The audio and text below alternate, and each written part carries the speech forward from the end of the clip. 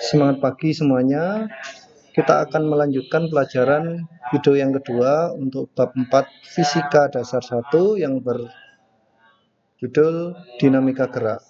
Ini kita akan belajar berbagai jenis gaya dalam kehidupan sehari-hari. Pertama gaya berat, gaya normal, terus gaya gesekan, gaya tegang tali, dan gaya sentripetal. Gaya berat. Sebelum kita belajar gaya berat, kita akan belajar dulu tentang massa.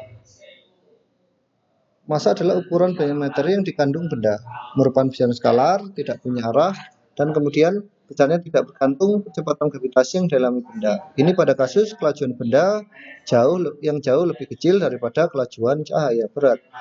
Gaya gravitasi bumi yang dialami benda. Ini adalah definisi mengenai berat.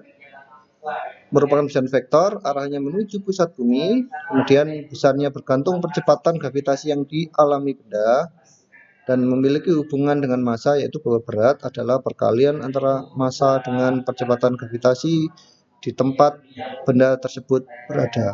Kemudian ini adalah satu kasus astronot berada di bumi dan di bulan. Di bumi massa benda ketika ditimbang bobotnya masanya 120 kilo, di bulan juga sama, tetapi beratnya beda. Beratnya ternyata orang di bumi, astronot di bumi ternyata beratnya 1200 Newton, sedangkan di bulan 200 Newton. Kenapa bisa demikian? Hal ini karena percepatan gravitasi di bumi dengan di bulan beda. Di bumi percepatan gravitasinya adalah 9,8 atau bisa dibulatkan dengan 10 meter per sekon kuadrat, sementara di bulan percepatan gravitasinya adalah 200 dibagi 120. Seperti itu. Ada perbedaan nilai percepatan gravitasi antara di bumi dengan di bulan, sehingga mengakibatkan beratnya berbeda, tetapi massa keduanya sama. Dalam kasus orang ini ketika ada di bulan, di bumi bergerak dengan kelajuan yang jauh lebih kecil dari kelajuan cahaya, 3 kali 10⁸ meter per sekon. Arah gaya berat menuju ke pusat bumi, 3 orang berbeda di permukaan bumi memiliki arah gaya berat yang selalu menuju ke pusat bumi. Kemudian untuk kasus benda bidang datar maka beratnya ke bawah, kemudian bidang miring beratnya juga ke bawah, benda di atap beratnya ke bawah, benda berada di dinding juga beratnya ke bawah. Kemudian percepatan gravitasi bergantung pada planet bulan atau bulan tempat benda berada. Kemudian bergantung jarak benda terhadap pusat planet atau bulan. Makin jauh jarak benda terhadap pusat planet atau bulan, maka percepatan gravitasi semakin kecil. Percepatan benda yang berada di permukaan bumi dianggap konstan sebesar 9,8 meter per sekon kuadrat. Jadi untuk benda-benda yang berada di permukaan bumi dengan ketinggian kurang dari 100 meter, percepatannya dianggap konstan sebesar 9,8 meter per sekon kuadrat atau dibulatkan menjadi 10 meter per sekon kuadrat. Gaya normal ini bekerja pada bidang sentuh antara dua permukaan yang bersentuhan dan arahnya tegak lurus. Misalkan ini ada lantai tanah dengan ban yang dimiliki oleh pesawat, maka gaya berat itu ke bawah, gaya normalnya itu tegak lurus permukaan sentuh ini, permukaannya kan datar, maka 90 derajat, maka gaya normal vertikal. Kemudian arah normal seperti ini, untuk bidang datar arahnya ke atas, permukaan bidang sentuhnya begini, datar, kemudian bidang miring, tetap permukaan bidang sentuhnya ini di sini akan memiliki gaya normal tegak lurus bidang sentuh. Permukaan bidang sentuh begini, normalnya seperti ini, kemudian pada dinding begini normalnya tegak lurus bidang sentuh ke kanan. Contoh soal, ini ada 3 kasus untuk benda ada di lantai, benda lantai ditekan dengan tangan dari atas, kemudian benda ditarik oleh tali dengan massa 5. Maka bagaimana atau apa yang terjadi? Kita lihat untuk kasus pertama, untuk benda yang berada di lantai dan tidak diapa-apakan, maka kita pakai hukum Newton untuk benda yang diam, sigma F sama dengan 0. Hukum Newton pertama, kita ambil arah ke atas positif, maka N ke atas positif, W ke bawah negatif, maka N min W sama dengan 0, N sama dengan MG dengan M5, G kita pakai bulatan G 10 meter per sekon kuadrat, ketemu 50 Newton. Kemudian untuk kasus yang kedua, benda masih dalam keadaan diam, maka ketika ditekan ke bawah, maka yang terjadi sigma F sama dengan 0, maka yang ke atas diambil positif gayanya, yang adalah N dengan N saja ya, N positif, W-nya ke bawah negatif, F ke bawah juga negatif, maka N sama dengan W W yang sekarang menjadi mg ditambah F. M-nya 5, G-nya 10, F-nya 20, maka 70 Newton.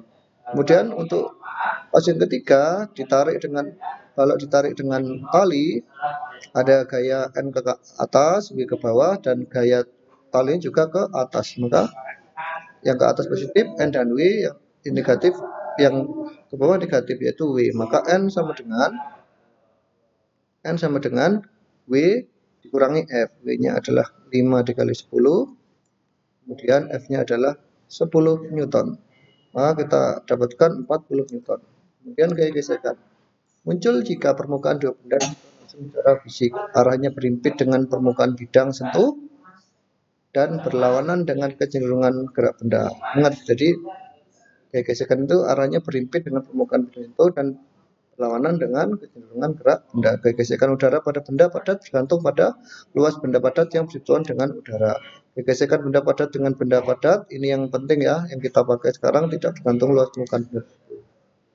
Misalkan baloknya ini ditarik ke kiri, maka kecenderungan gerak bendanya akan ke kiri, maka geseknya ke kanan.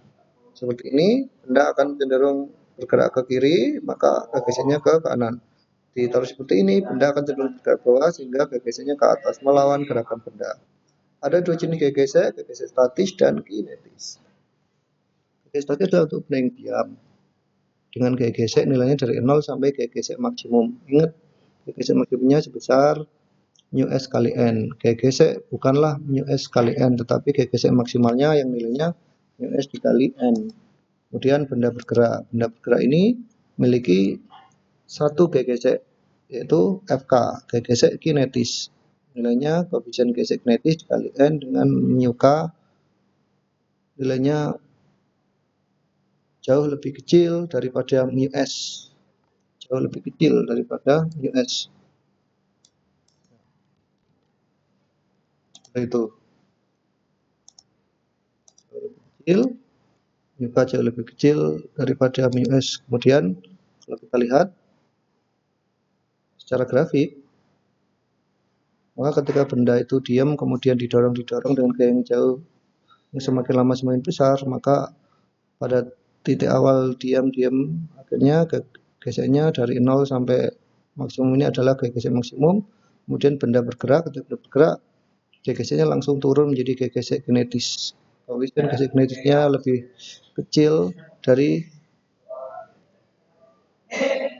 koefisien gesek kinetis lebih kecil dari koefisien gesek statisnya. Nilai koefisien gesek statis dan kinetis adalah dari 0 sampai 1. Kemudian latihan gaya gesek. Sebuah balok yang masanya 10 kg ditarik dengan gaya besar F ke kanan jika permukaan balok di lantai memiliki koefisien gesek statik 0,5. Ujilah kondisi benda jika gayanya 40 dan 60. Maka kita bisa gambar dulu. Benda mempunyai berat ke bawah, gaya normal ke atas, dan gaya geseknya ada yang 40, ada yang 60. Coba kita lihat pada kasus yang pertama. Karena pada arah vertikal benda tidak bergerak, hanya bergerak pada arah horizontal, maka pada arah vertikal Fg sama dengan 0. Kita ambil arah ke atas positif, maka N positif, W negatif. N min W sama dengan 0, maka N-nya adalah W jadi mg, M-nya itu 10, G-nya 9,8, sehingga nilainya 98. Dan kita ambil G-nya 9,8. Cari koefisien gesek statis maksimum. Kita lihat koefisien gesek statis maksimum adalah mu S kali N. Jadi kenapa kita mencari N? Karena kita pakai ini untuk mencari koefisien gesek statis maksimum. Mu S dikali N. Mu S-nya adalah 0,5 dikali N-nya 98, jadi 49 Newton. Nah, dari sini kita bisa simpulkan bahwa kita bandingkan antara gaya penggerak benda dengan gaya gesek statis maksimumnya. Ternyata gaya gesek statis maksimumnya perlu gaya minimal 49 Newton supaya benda bergerak. Karena 40 Newton kurang dari gaya gesek statis maksimum, maka benda masih diam. Tapi ketika gaya geseknya 60 Newton lebih besar dari 49 atau gaya gesek statis maksimum, maka benda sudah bergerak. Seperti itu. Sekarang kita belajar tentang gaya tegangan tali. Tegangan tali muncul berarti tegang akibat ditarik. Jika massa tarik diabaikan, gaya tegangan tali pada kedua ujung tali yang sama dianggap sama besar. Jika massanya diabaikan, maka setiap titik pada tali yang sama ini tegangannya dianggap sama. Misalkan di sini berarti T1, ini tali yang lain, beda dengan T1. Tapi setiap titik pada tali ini memiliki massa yang diabaikan atau dianggap nol, sehingga setiap titik pada tali ini memiliki gaya tegangan tali sebesar T2. Demikian seperti ini. Ini pada tali yang sama masih T1, ini pada tali yang lain, ini semua adalah T2. Gaya sentripetal ditimbulkan oleh percepatan sentripetal. Arahnya searah percepatan sentripetal menuju pusat putaran. Seperti ini.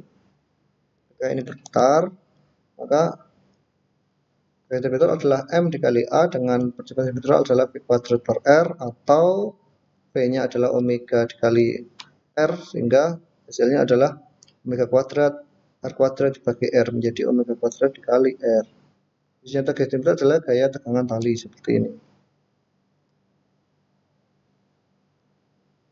T sama dengan gaya sentripetal. Gaya tegangan tali adalah gaya sentripetal dengan T sama dengan gaya sentripetalnya itu adalah massa dikali V kuadrat per R percepatan sentripetal, atau V kuadrat kuadratnya bisa dikali dengan omega kuadrat dikali R. Demikianlah gaya-gaya yang sering kita jumpai dalam kehidupan sehari-hari yang akan kita hitung nantinya.